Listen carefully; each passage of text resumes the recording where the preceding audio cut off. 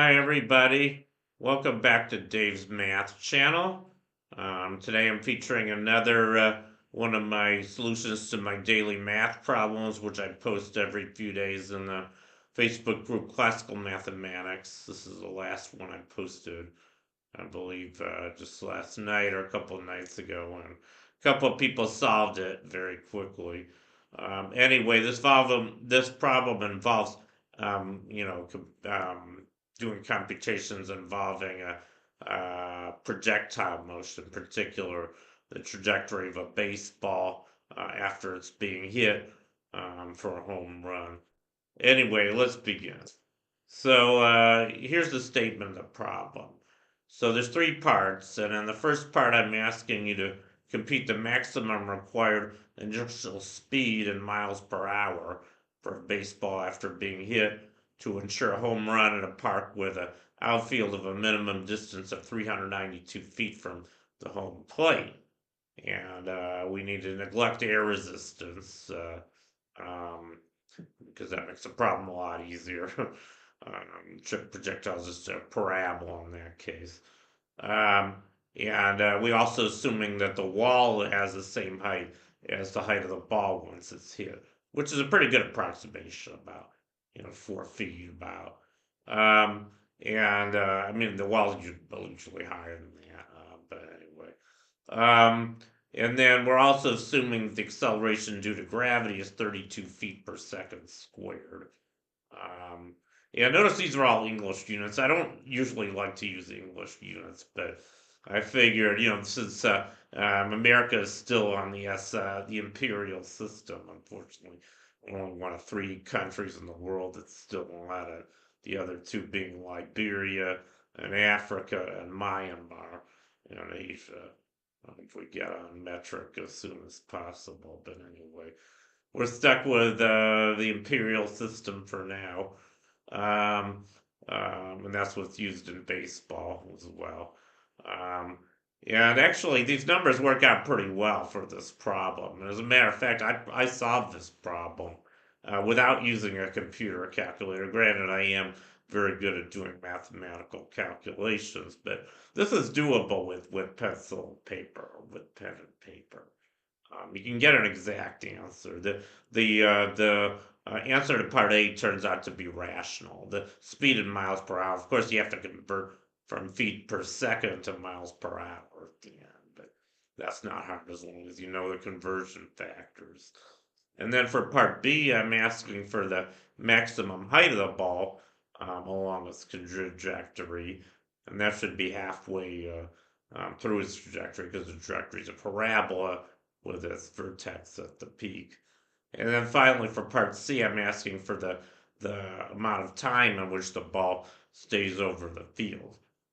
So anyway, so how do we solve this problem? Well, whenever you have projectile motion, the first thing you want to do is write down the equations of motion. And these are well known for a projectile that's in what's called free fall. That means that it's falling under the influence of the Earth's gravity, and we're assuming that's constant because we're near the surface of the Earth, and we're also assuming the value of little g. Little g is the constant we use for the acceleration due to gravity.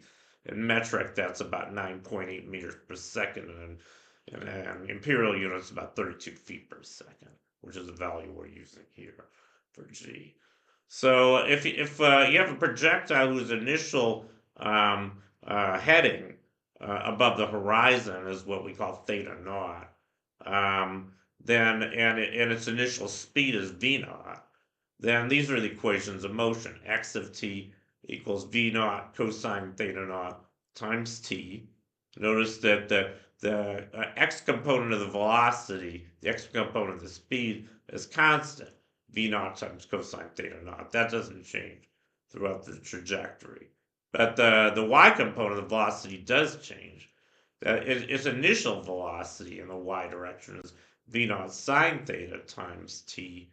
I mean, that's y of t. The initial velocity in the y direction is v naught sine theta naught. And we multiply that by t, but we also have to subtract out 1/2 gt squared because that's the distance the ball's fallen. That's due to the acceleration of gravity. So those are your equations of motion. And now all we have to do is plug in some numbers. And the other thing we need to know, and I'm not going to prove this here, but it turns out if you want to maximize the range of any projectile, where it ends up, say you say it's launched from the ground and it falls to the ground, then it turns out in the absence of air resistance, the theta naught should be 45 degrees. That's pretty easy to prove using calculus, but I'm not using any calculus, and you'll just have to take my word for it.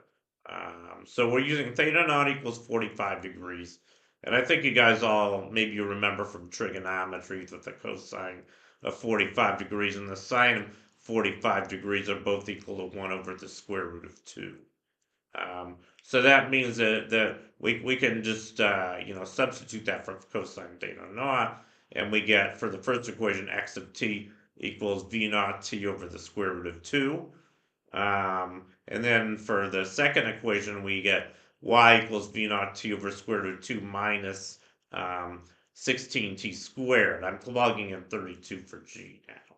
And remember the units here, the distances are measured in feet and times are measured in seconds.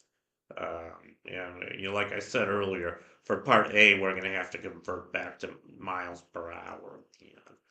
But anyway, let's just keep going with this. So now another thing you could do here is that and now what we want is that we want I'm letting capital T be the total time. The time that's the part we need to calculate in part B, or part C, the total time in which the project the baseballs in the air over the field.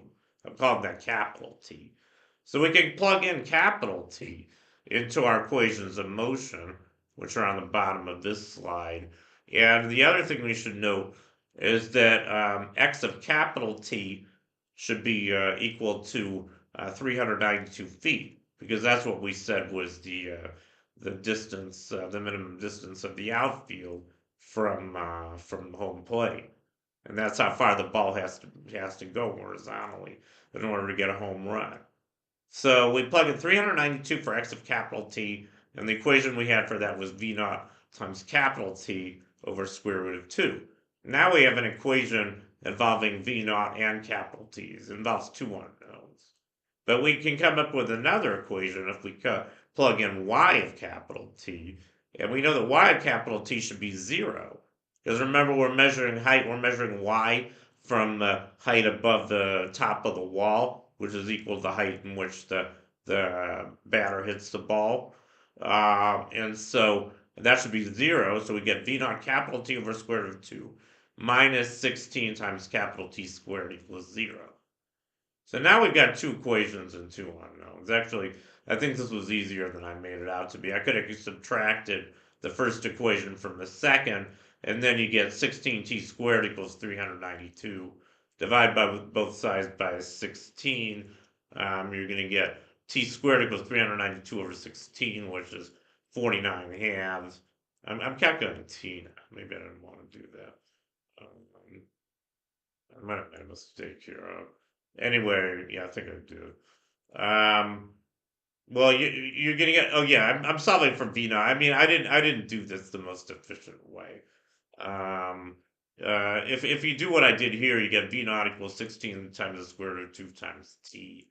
But now we also have, yeah, and we also have an equation for capital T. I could have done this earlier. I was doing this in my head just a few seconds ago.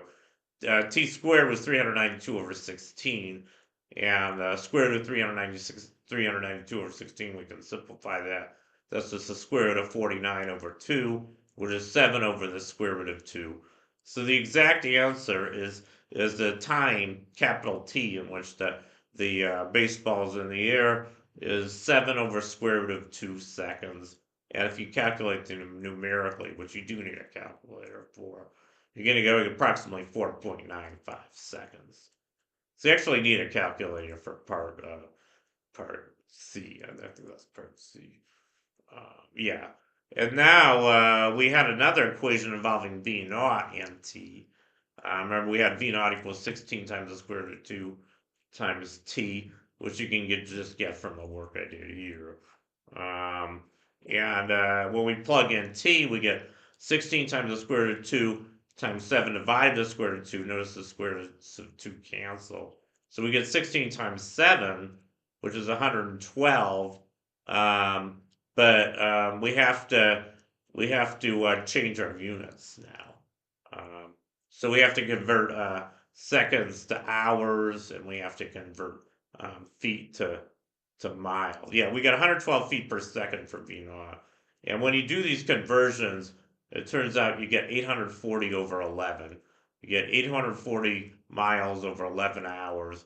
And if you write that as a proper fraction, you get 76 and 4/11 miles per hour. That's the speed of the initial speed of the baseball. The minimum initial speed it has to get a home run. And if you want to calculate this as a decimal, it's approximately 76.36 miles per hour. And I think in real life, you'd actually have to hit it faster than this because you have to take into account air resistance, which is going to slow down the ball. But in the absence of air, if you were playing baseball in a vacuum, you wouldn't have to hit it quite as hard. 76 miles an hour should suffice.